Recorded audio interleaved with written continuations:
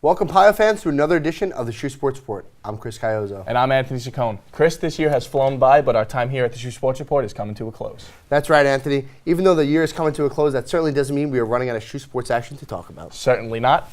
Over this past week, we had some big things happening here in the Sacred Heart sports world. This past weekend, the women's rugby hosted their second annual Pioneer 7 tournament over at Park Avenue Field. Rugby looked to defend their championship after winning last year's Pioneer 7's tournament.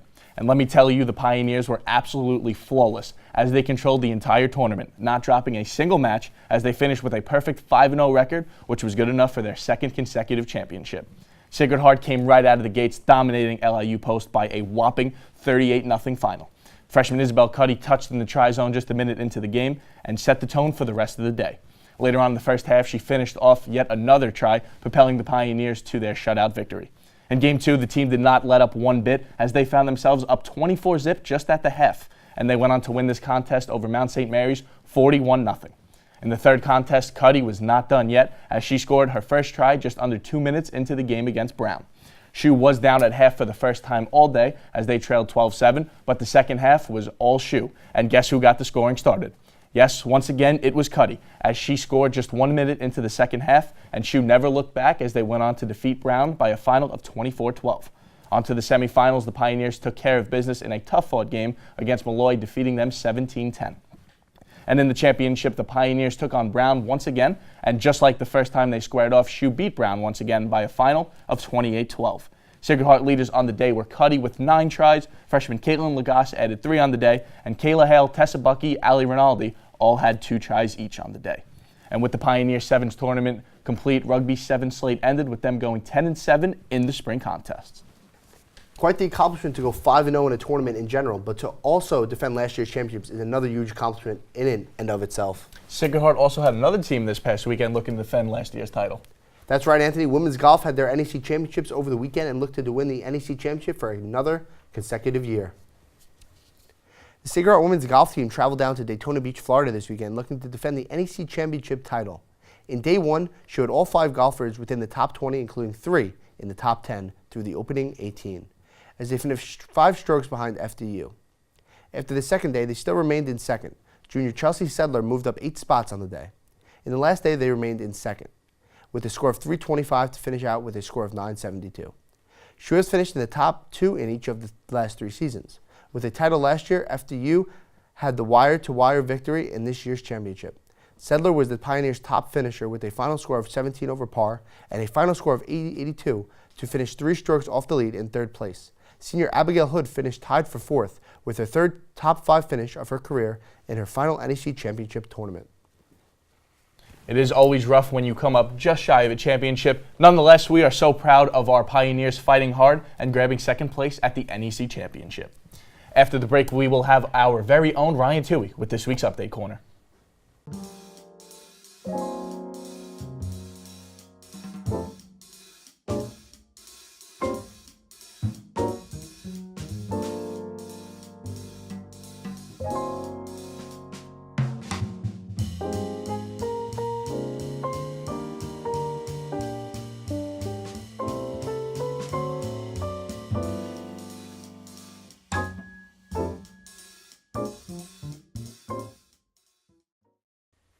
Hello and welcome to the second to last Update Corner of the year. I'm Ryan Toohey and we're going to get things started with women's bowling. The team flew out to Lincoln, Nebraska this past weekend to compete at the USBC Intercollegiate Team Championships. On the first day of the tournament, SHU went 1-1. The Pios totaled 4,435 pins in 24 Baker matches. These matches decided seeding of double elimination match play for the 16 qualified teams. SHU earned the 11th seed for their performance and had a date against 6th-seeded Grandview later on that day. The Pioneers prevailed and came away with the win 4-1. After that, SHU faced a very tough Wichita State team that was ranked 3rd. The Pioneers figured out why the Shockers were ranked so high and were swept in 4 games. That put them in a tough position the next day, as they would have to win 3 straight matches in order to stay alive in the tournament round. However, that didn't face the Pioneers, and they were up to the challenge. They started out by defeating Newman University 4-2, attaining more than 200 points in each game. After that, the Pioneers swept NEC foe St. Francis 4-0. With 2 wins under their belt, the Pioneers' third match was a chance at redemption as they went up against Wichita State again. The Pioneers would not be denied this time around and earned payback by defeating the Shockers 4-2 to advance to the national semifinal. There they would face Lindenwood, and SHU would have to defeat them twice to advance to the championship round. The Pios put up a fight as the matchup went back and forth and was ultimately forced into a decisive 7th game. Unfortunately, Sacred Heart fell short in Game 7, 202 to 182, and were thus eliminated from the tournament. Now we'll put our spikes and singlets on as we move over to track and field, as both the men's and women's teams competed at the Larry Ellis Invitational and Friday night distance races at Princeton University, the U-Albany Spring Classic, and the Stony Brook Wolfie Invitational. Starting with the men's team at the Larry Ellis Invitational, senior Trevor Guerrera ran in the 800-meter event and finished with a time of 1:51.16. He remains atop the event in the conference and 28th in the Division I East region. The next day, SHU competed at the Stony Brook University Wolfie Track and Field Invitational at Stony Brook.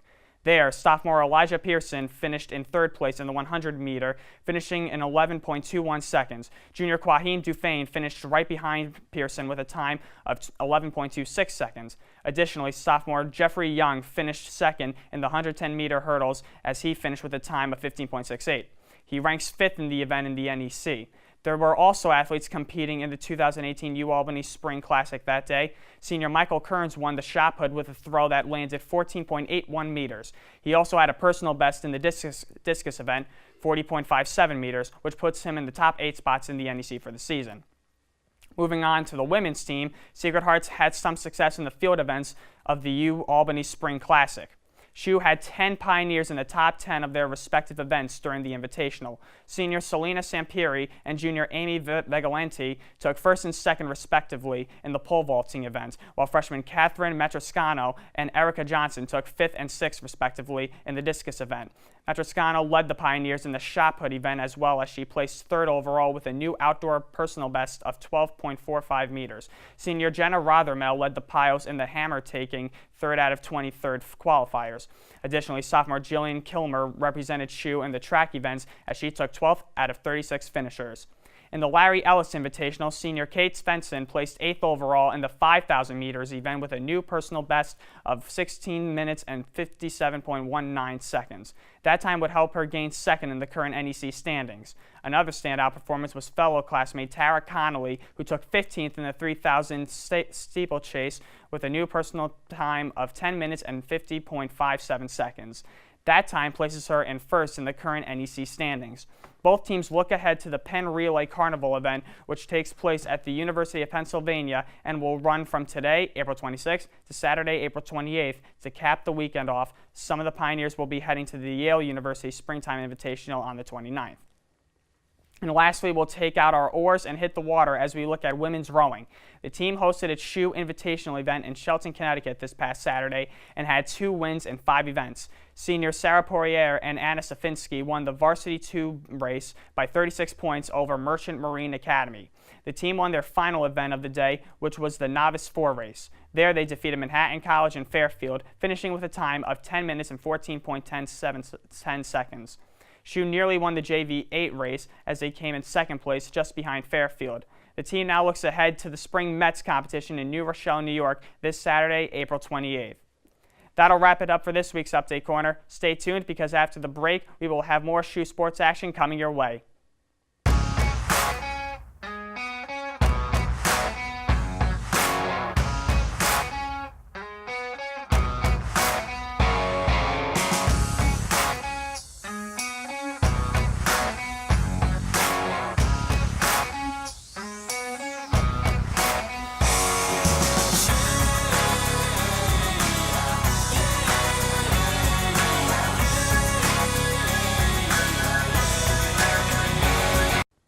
Welcome back to the SHU Sports Report. Before we get into baseball and softball, we had our very own Alex Bousquet head down to Campus Field to talk with men's lacrosse head coach and their big weekend.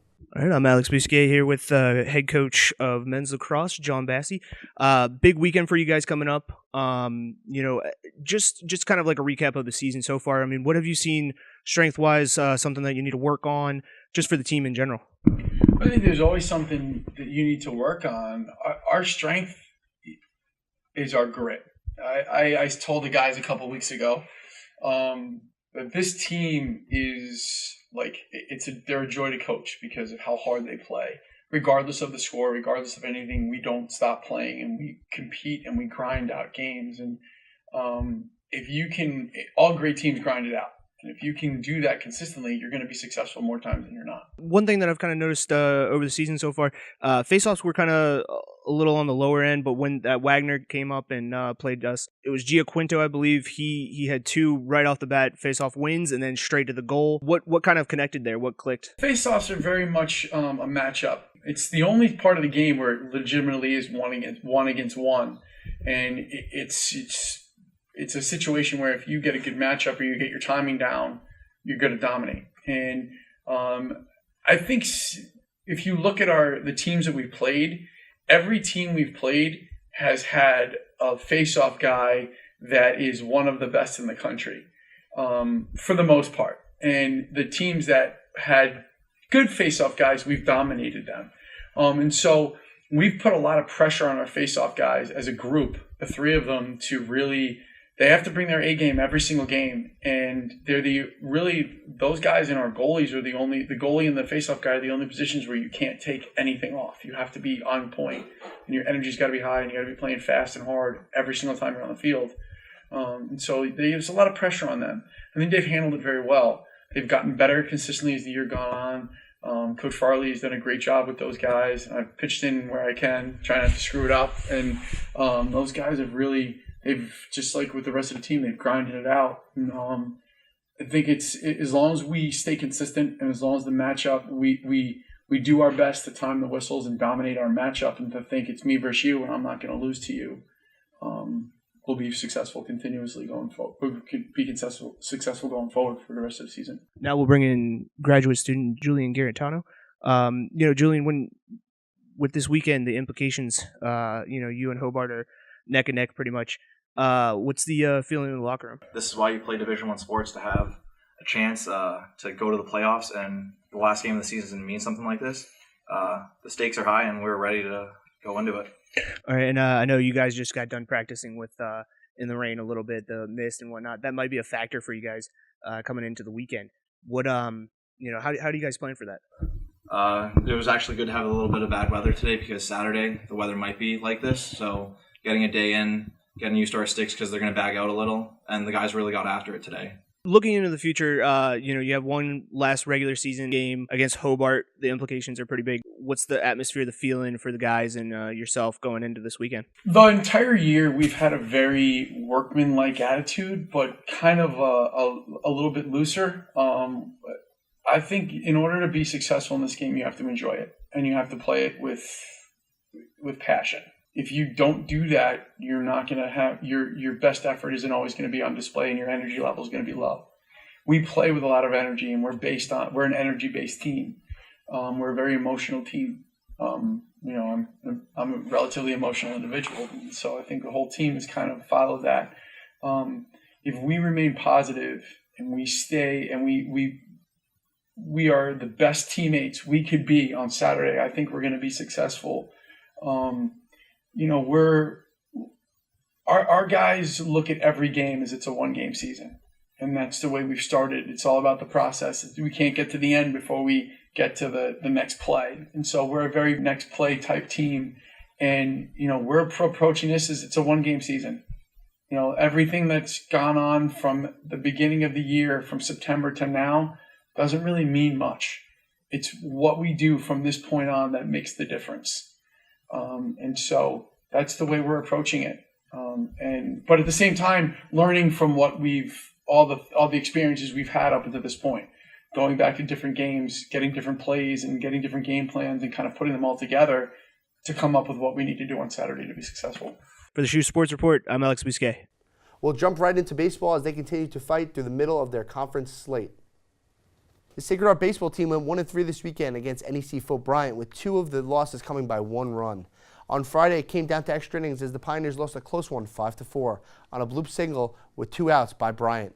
The Pios scored 2 runs in the 8th and tied things up in the 9th before the walk-off hit. The Bulldogs out-hit SHU 11-10 in the game, but junior Anthony Capizillo and sophomore Austin Markman led SHU with 2 hits each. In Game 2 on Saturday, it was another tough loss for the Pios, losing 4-3. In the 7th, the Pioneers had the bases loaded with no outs to start the inning with 3 straight walks. Graduate student P.J. DeFlippo had a sacrifice fly to bring the score to 4-3, but that's all SHU could get, as the next batter was sophomore Bobby Garbayo, who had a single, but the runner on second was thrown out at home. Redshirt sophomore Jake Frasca led the Pioneers with 3 hits. This was his 5th 3-hit performance in NEC play this year. In the second game of the doubleheader, SHU pulled out a 9-3 win. Senior Dan Schock led off the 6th inning with a home run to tie it at 2. Later that inning, sophomore Elijah Brown had 2-out RBI single to put the Pioneers ahead, but Brian answered back. SHU had a 6-run 7th inning as 3 Pioneers, including DeFlippo Brown and fellow sophomore Stephen Tebow, had 2 RBI singles. Freshman Matt Afuro earned his first collegiate start, pitching 5 and 3 innings with no decision. Classmate Cooper Thompson earned the win in relief, finishing the final inning and 2/3. The Pioneers look to improve their 5-8 NEC record this weekend as they travel to Mount St. Mary's, who is right ahead of them in NEC play. Moving from one diamond to another, Sacred Heart softball looked to continue their hot streak as they had a 4-game set over this past week. The Pioneers traveled up to Maine on Sunday for a doubleheader. Both games would require extra innings, but unfortunately the Pioneers found themselves on the losing end in both games, as the Pioneers could never get their offensive groove going. They lost the first game 2-0 and the second game 1-0. But the beauty of softball is that you get to do it all again the next day, and there is always tomorrow. And that was certainly just the case for the Pioneers as they bounced right back on Sunday as they welcomed NEC foe Fairleigh Dickinson to Pioneer Park for a doubleheader. The Pioneers had both their aces lined up for Sunday, and they most certainly did their thing, as they propelled the Pioneers to a quick 2-game sweep over FDU. In the first game, junior Emily Orozco was on the bump, and she was outstanding. Orozco threw 7 innings, allowing just 2 hits and only 1 run, as the Pioneers won this contest by a final of 6-1. Offensively, graduate student Kellen Fillmore went 2 for 3 on the day as she belted 2 home runs, one of which was a 2-run homer. As for Game 2, the offense did quiet down just a bit, but it did not matter because junior Kristen McCann was on the mound. McCann recorded her 5th shutout of the year as she fanned 11 total in the contest. The only run of the game came off an RBI single from Fillmore in the bottom of the 3rd, and the Pioneers won this contest 1-0.